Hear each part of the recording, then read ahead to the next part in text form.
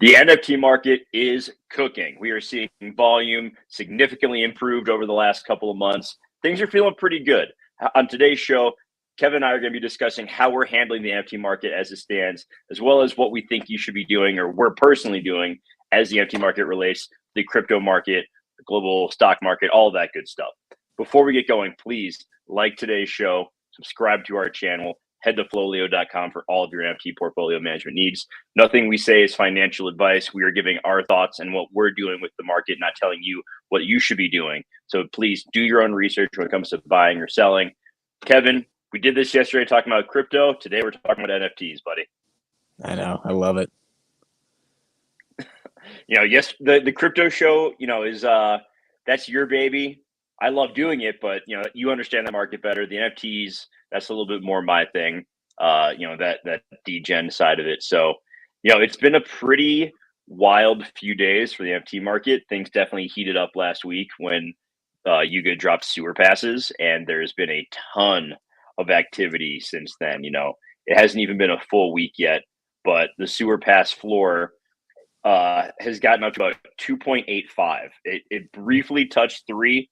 Saw some resistance there, got knocked back down, but seen 21 point about 4,000 ETH traded on sewer passes since it launched last week. One thing that's been really interesting to see with that is it's a slow mint. So you had to go to the website and claim your passes. So it's not like, the total supply was just dropped onto the market. So it's been, there was an initial spike at first. It's been a slow trickle ever since. But what's been interesting is, we're seeing the number minted about 23,000 right now. However, we've seen a steady decrease in the percentage that are listed for sale. So right now we have just under 600, 3% of the supply, a little bit less than that, is listed for sale on OpenSea. And it's remained in that 2 to 3 range for the last few days. So we're seeing a lot of people coming in and buying. One thing I look at for a lot of projects is the number of unique owners. There's about 12.8K unique owners of this project.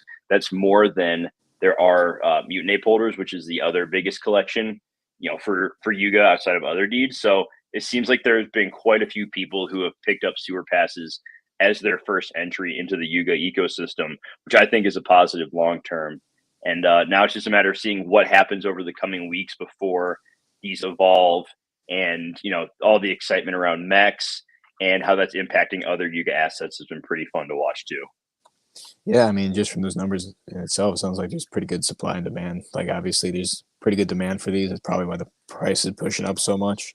But then again, like 12,000 or so unique owners, like that definitely just signifies that a lot of people are bullish and they're excited to get involved in, Yuga and BAYC. So, I mean, it's great to see that people are joining in, even if they don't have necessarily some of the original assets like Bored Apes or Mutants or anything like that. So definitely shows a lot of growth in the space for Yuga. For sure. We've also seen a recovery in the price of the kennel dogs. Those got up as high as like 12.2 ETH the weekend before the sewer passes dropped. After the sewer pass claim, they dropped back down to like 6 ETH. And then we found out just recently that there are going to be mecha dogs. You'll be able to choose if you want a mech ape or dog, and it's an either or situation. So that was confirmed as well in the BAYC Discord. Once it gets to the end of this whole evolutionary process, you're going to choose to either turn your mech or your whatever the pass becomes, your power source, into a mech ape or a mech dog, and you're going to need a kennel dog for the dog one. So we've seen the price rebound there back to 8.7 ETH.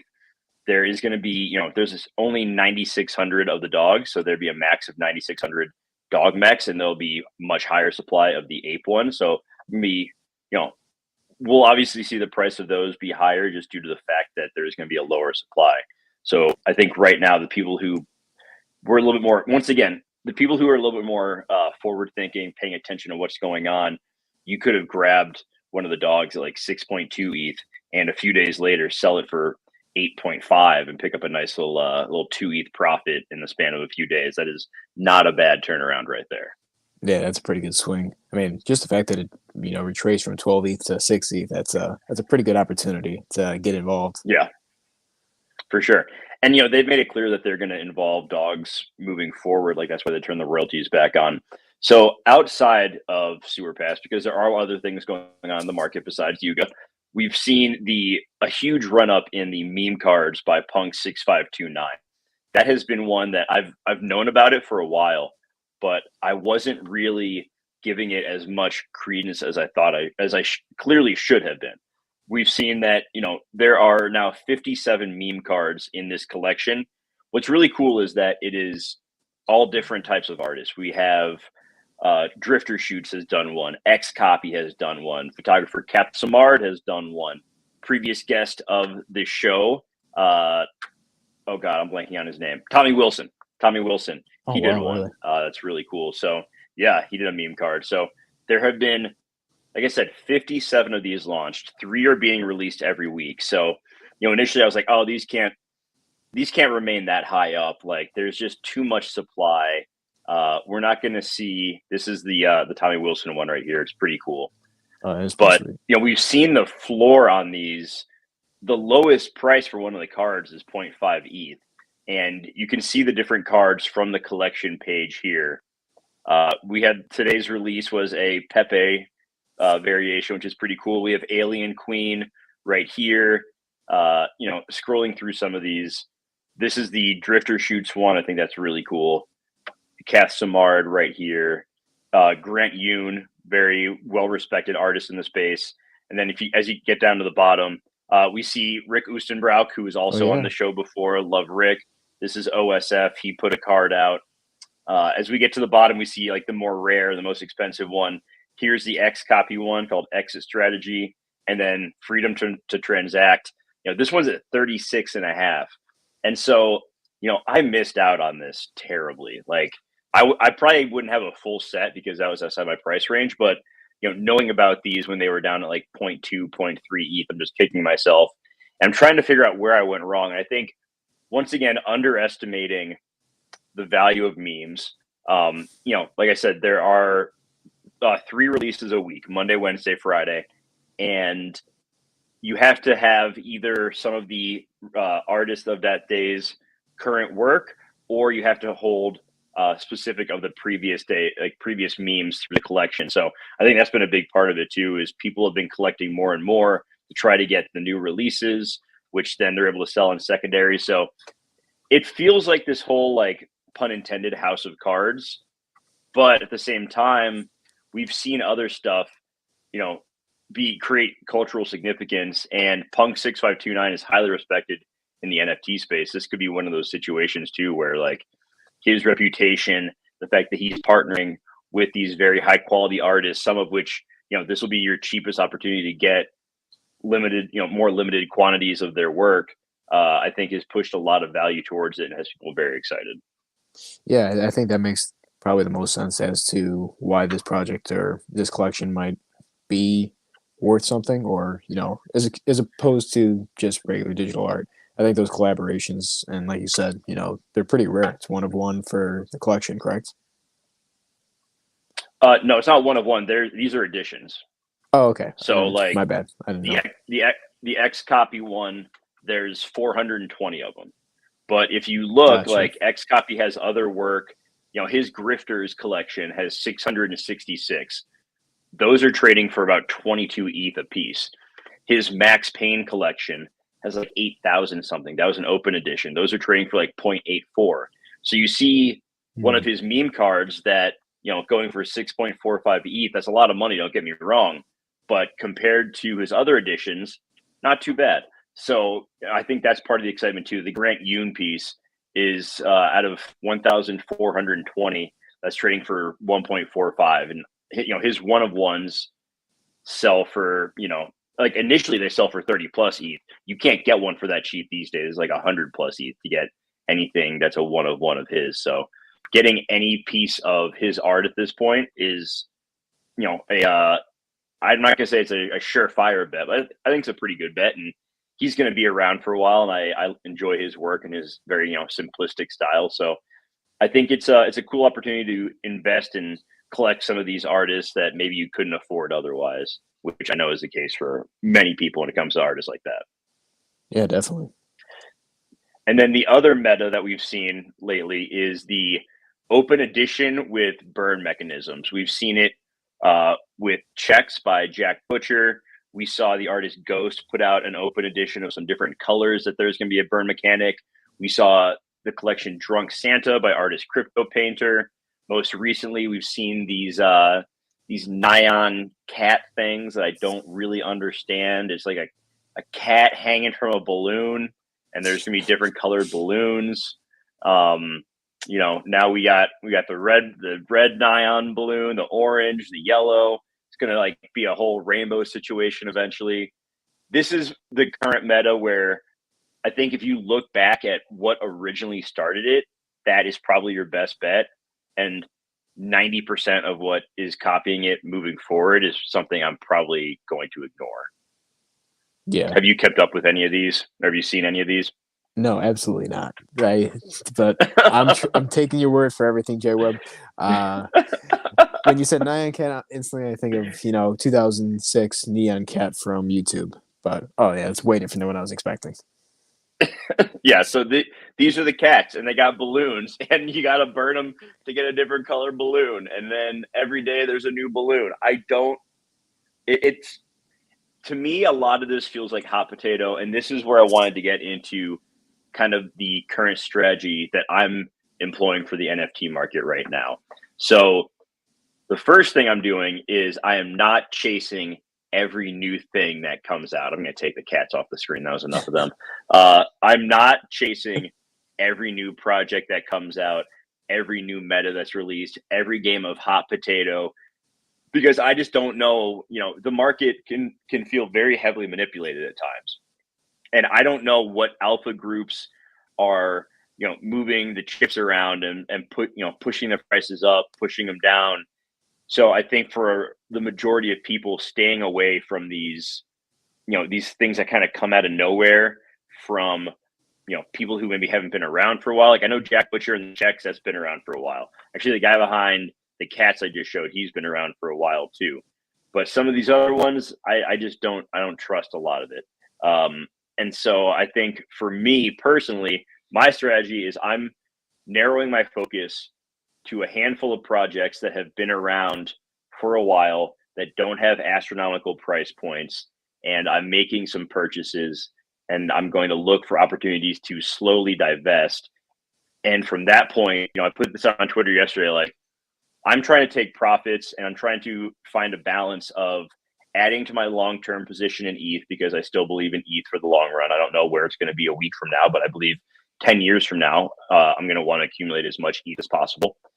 So I'm taking a third of what I sell. It's going into my cold storage for ETH. I'm taking a third, I'm reinvesting it back into NFTs. And then the final third, I'm swapping to USDC. And this is where I wanted to talk to you about playing, dealing with the current volatility of the crypto markets and how that's going to relate to NFTs, because NFT transactions take place in crypto. So we need to be aware of the volatility in the markets and how that's going to impact the prices of NFTs. Yeah, definitely. Obviously, recently we're seeing a pretty good spike in ETH and, Matic and stuff like that, where, we're transacting most of these, secondary sales or even mints with some of these NFTs. And maybe that's pushing a lot of the price up, or at least the excitement or the volume of some of these NFTs. Obviously, when the sentiment is good, everybody feels like, they should be buying. It's pretty easy to just keep buying when everyone else is doing it, but it's not necessarily maybe the best strategy always. Again, everyone knows how bearish I am in this macro outlook. It's just not something that I think we are in a place where we can safely say we're in a market where people are going to have money on hand. And obviously, I think what you said is probably one of the best things. I think that taking profit is never a bad idea. You never go broke taking profit. That's something you and Dan used to say all the time.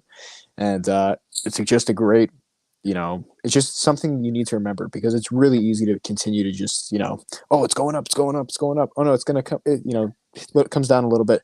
It's going to go back up again. You never know. You absolutely never know. So, yeah, I think that your strategy is necessarily pretty safe. I wouldn't disagree with, making some of those plays right now. I don't think the macro outlook is looking bullish anytime soon. I think we're just seeing a little bit of a rally right now.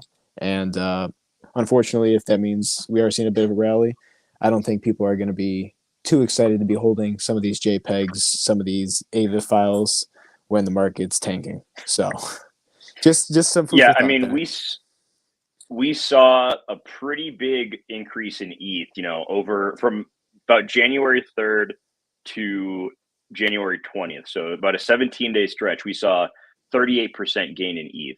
Mhm. In that time, a lot of NFT floors repriced back down. Like, it was interesting in 2021, late 2021, early 2022, when the market was pumping, we would, there's different movements in NFT floors based on crypto moving up. Now, we didn't see as much of the market, like the floors going down in ETH terms when crypto was going up.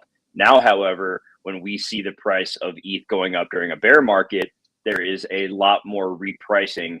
And it almost seems like people have gotten it switched in their head to where now they are pricing. It used to be like, oh, one ETH is one ETH and you got to price your NFTs solely in ETH. Now it is definitely changed to where people consciously or subconsciously have started repricing in USD terms. Like, we saw it this last week. It was very noticeable amongst a lot of collections that the price that they were, beginning of the year when ETH was $1,200, they were repricing it down in ETH terms to, be the same dollar amount based on ETH at $1,600.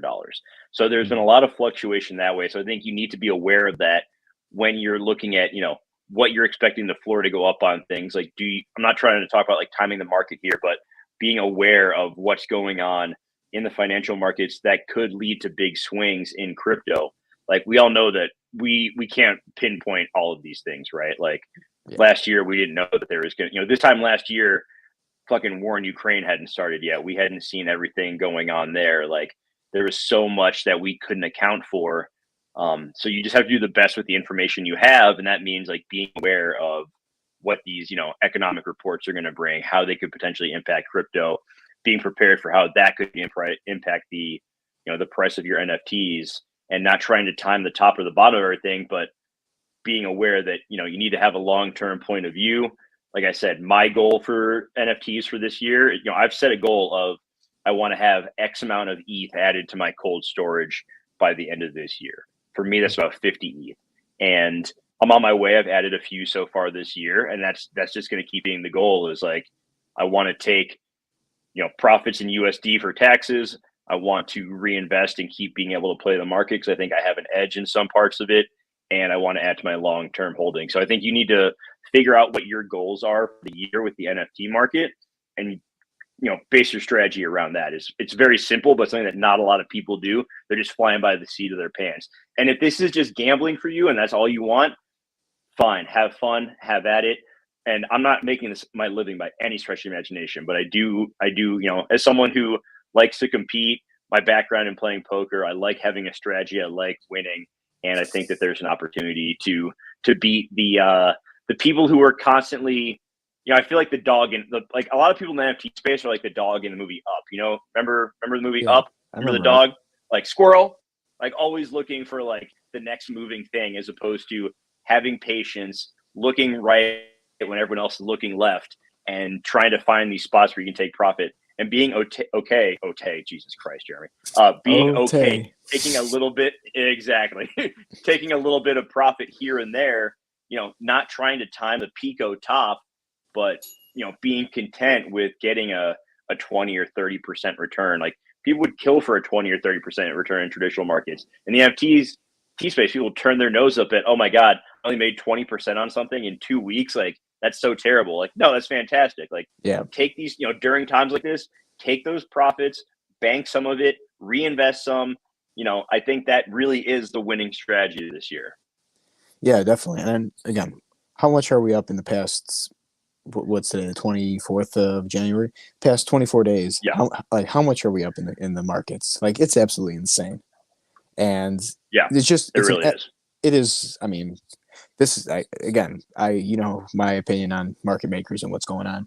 But the point is, it's just like, you have such a wonderful opportunity right now to potentially pick up some profit. You know what I mean?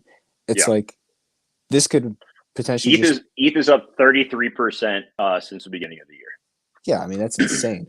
I mean, yeah, it's just it's crazy to think about because if you had that amount of gains during a bear market, like the last time we had a rally was back in June through August, and that was maybe like 45% for Bitcoin. And again, some alts went up as well too, probably like 16, I think ETH was around. But we're right back there again, and it's just giving you an opportunity.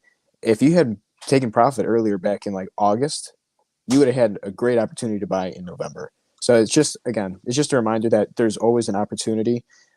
People won't take advantage of it, but having cash or having like some stable on the side where you could use that to your benefit is just such a great play, in my opinion. It's not financial advice. Obviously, you're going to do whatever you want with your own money, but it's just something I don't see a lot of people take advantage of. Yeah, for sure. I've talked about this over and over again, but a lot of these, when I'm looking at ones in the, 0.1 to 0.5 ETH range, I'll load up on a bunch of them with the intention of like, I'm going to a dollar cost average in, and I'm going to dollar cost average out. Like, Yep. I'm probably not going to sell everything at once, but, some of my ones that I have a lot of, like, they'll go on a random run here or there, and I will sell a couple into each of those runs. If they pull back, I may buy back in. I may just keep with what I have and continue to sell on the subsequent pumps. I'm not trying to tell anyone what to buy. Like, I'm just going to kind of, with my bags, my focus right now is like, still Bored Ape Yacht Club stuff. Big believer in Ranga. I think they're going to do some really cool stuff.